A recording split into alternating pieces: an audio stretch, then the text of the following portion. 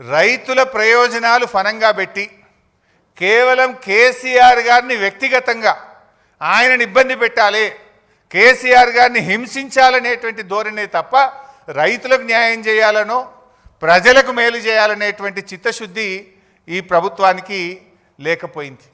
ఎందుకంటే మనం స్పష్టంగా అర్థమవుతుంది, ఇవాళ కాళేశ్వరం ద్వారా నీళ్ళు ఇచ్చే అవకాశం ఉంది.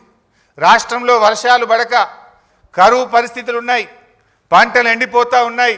నిన్న మా బీఆర్ఎస్ నాయకులు కన్నెపల్లి పంప్ హౌస్ మోటార్లు ఆన్ చేయండి అని అక్కడికి వెళ్ళారు. మోటార్లు ఆన్ చేసే అవకాశం ఉంది, నీళ్ళు ఇచ్చే అవకాశం ఉన్నా కూడా ఈరోజు కావాలనే రేవంత్ రెడ్డి గారు ఈరోజు నీళ్ళు ఇవ్వకుండా రైతుల్ని ఇబ్బంది పెడుతున్నటువంటి పరిస్థితి ఉంది. మీరు చూస్తే తమ్మిడిహట్టి అని నిన్న చెప్పే ప్రయత్నం చేసిండ్రు. మరి 7 ఏళ్ళు మీరే అధికారంలో ఉన్నారు కదా, 2007 నుంచి 2014 దాకా కాంగ్రెస్ ప్రభుత్వమే అధికారంలో ఉంది కదా, తమ్మిడిహట్టి దగ్గర దమ్మిడి పని కూడా ఎందుకు చేయలేదు? మరి ఇప్పుడు వచ్చి కూడా 2 ఏళ్ళు అవుతుంది, తమ్మిడిహట్టి దగ్గర తట్టెడు మట్టి ఎందుకు ఎత్తలేదు? అసలు తమ్మిడిహట్టి దగ్గర మీరు ఏ బేసిస్లో నిర్ణయించారు? తమ్మిడిహట్టి దగ్గర నీటి లభ్యత లేదు, తమ్మిడిహట్టి దగ్గర వైల్డ్ లైఫ్ చాప్రాల్ అనే వైల్డ్ లైఫ్ ఉంది, శాంచురీ ఉంది, తమ్మిడిహట్టి దగ్గర మహారాష్ట్ర ఒప్పుకోవడం లేదు. మరి ఏ బేసిస్లా? It is a criminal negligence. మీరు ఇవాళ మమ్మల్ని మేడిగడ్డ దగ్గర ఎట్లా పెట్టారు అన్నారు, మేము పెట్టడానికి ఒక బేసిస్ ఉంది, మేము పెట్టడానికి ఒక నివేదిక ఉన్నది. అసలు మీరు తమ్మిడిహట్టి దగ్గర ఎట్లా పెట్టిండ్రు అని నేను అడుగుతా ఉన్నా. ఎన్ని పచ్చి అబద్ధాలు మాట్లాడతారంటే ఈ కాంగ్రెస్ నాయకులు. నాటి నుంచి నేటి వరకు అదే గోబల్స్ ప్రచారం. ఆనాడు మేము మహారాష్ట్రతో కేసీఆర్ గారు ఒక చారిత్రాత్మక ఒప్పందం చేశారు. అటు మేడిగడ్డకు, ఇటు వార్ధా మీద, అటు చెనాకా కొరాటాకు ఒకేసారి 3 అగ్రిమెంట్లు చేసినారు. అంటే ఇచ్చిపుచ్చుకునే ధోరణితో మహారాష్ట్రను ఒప్పించి మెప్పించి 3 అగ్రిమెంట్లు చేశారు.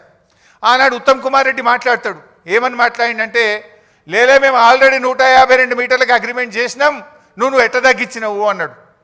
ఆనాడు ఎయిర్పోర్ట్లో కేసీఆర్ గారు మాట్లాడారు, ఉత్తమ్ కుమార్ రెడ్డి నువ్వు 152 మీటర్లకు అగ్రిమెంట్ చేసుంటే ఇంకా గంట సేపు నేను ఇన్నే ఉంటా, నువ్వు రా, ఆ అగ్రిమెంట్ నాకు చూపి నేను ఇక్కడ నుంచి రాజ్ భవన్కు పోయి రాజీనామా చేస్తాను. ఆ రోజు కేసీఆర్ గారు సవాల్ చేశారు.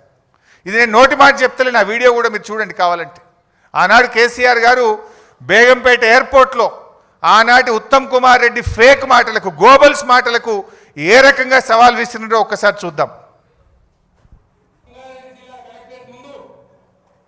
ఈ రాష్ట్ర ప్రదేశ్ కాంగ్రెస్ కమిటీ అధ్యక్షుడు ఉత్తమ్ కుమార్ రెడ్డి, ఆయనతో పాటు శాసనసభలో ప్రతిపక్ష నాయకుడు జానారెడ్డి ఇద్దరు కలిసి ఏం మాట్లాడతారు? 152 మీటర్లకు తమ్మిడిహట్టి ఒప్పందం కుదిరింది అని మాట్లాడాడు. ఉత్తమ్ కుమార్ రెడ్డి, నీవు నిజంగా నిజాయితీ ఉన్నవాడు నేను ఎట్లయినా బేగంపేట ఎయిర్పోర్ట్లో ఇంకో అర్ధగంట 40 నిమిషాలు ఉంటా,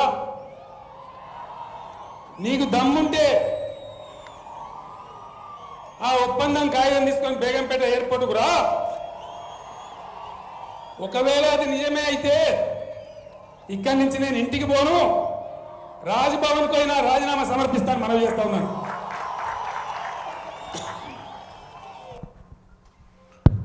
ఆ రోజు 152 మీటర్లకు అగ్రిమెంట్ ఉందని ఆనాటి పిసిసి అధ్యక్షుడు ఉత్తమ్ కుమార్ రెడ్డి మాట్లాడిండు. ఉన్నదా మరి అగ్రిమెంట్? ఈ రోజు వరకు, ఆ రోజు కేసీఆర్ గారు ఓపెన్ ఛాలెంజ్ చేసిండ్రు, ఇయ్యాలటి వరకు కూడా చేయలే. నిజంగా అగ్రిమెంట్ ఉంటే 7 సంవత్సరాలు అధికారంలో ఉండి ఎందుకు తట్టెడు మట్టి కూడా మీరు తవ్వలేదు? అంటే అబద్ధపు మాటలు, గోబల్స్ మాటలు. ఆనాడు కేసీఆర్ గారు మంచి పని చేస్తుంటే దాని మీద ఏదో అమృత భాండాగారంలో విషపు చుక్క వేసినట్టు, ఒక మంచి పని జరుగుతుంటే దాన్ని ఒక అబద్ధాలు చెప్పి అనుమానాలు కల్పించేటువంటి ప్రయత్నాన్ని సృష్టించారు. అంటే ప్రజలకు ఉపకారం చేసేది లేదు, కానీ కేవలం ప్రతిపక్షం మీద ప్రతీకారం తీసుకునేటువంటి ఒక ప్రయత్నం. మా ప్రభుత్వం ఏర్పడిన సంవత్సరంలో ఆనాడు గొప్ప విజయాలు సాధించినాం. కేసీఆర్ గారు మొదటి సంవత్సరంలోనే ఎన్నో ఏళ్లుగా రైతులు, పారిశ్రామికవేత్తలు, ప్రజలు ఇబ్బంది పడుతుంటే ఒక్క సంవత్సరంలోనే విద్యుత్ సమస్య పరిష్కారం చేసి 24 గంటల కరెంట్ ఇచ్చి చూపించిండు కేసీఆర్ గారు. మిషన్ కాకతీయతో మొదటి సంవత్సరంలోనే చెరువుల పునరుద్ధరణ కార్యక్రమాన్ని ప్రారంభించింది కేసీఆర్ గారి ప్రభుత్వం. అదేవిధంగా మీడియం ఇరిగేషన్ ప్రాజెక్టులు అనేక ప్రాజెక్టులు పూర్తి చేసినాం. పెండింగ్ ప్రాజెక్టులను రన్నింగ్ ప్రాజెక్టులుగా మార్చి లక్షలాది ఎకరాలకు నీళ్లు ఇచ్చినాం. మరి నువ్వేం చేసినవే? 2 ఏండ్లైంది నీ గవర్నమెంట్ వచ్చి. ఒక్క చెరువు దవ్వినవా? ఒక్క చెక్ డ్యామ్ కట్టినవా? ఒక్క కాలువ దవ్వినవా?